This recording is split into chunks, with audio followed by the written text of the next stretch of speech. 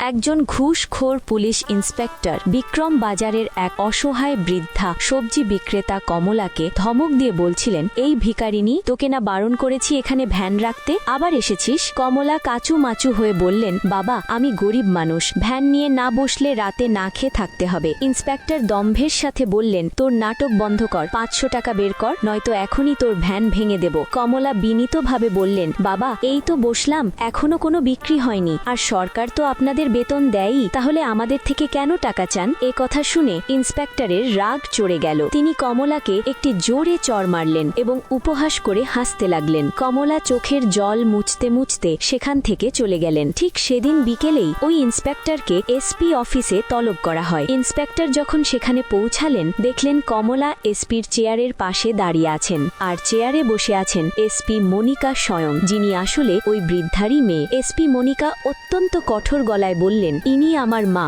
যাকে আজ আপনি বাজারে অপমান করেছেন এবং গায়ে হাত তুলেছেন। আপনাকে এখনই বরখাস্ত করা হলো। মুহূর্তের মধ্যেই ইন্সপেক্টরকে গ্রেফতার করা হলো এবং তার দম্ভ চূর্ণ হলো।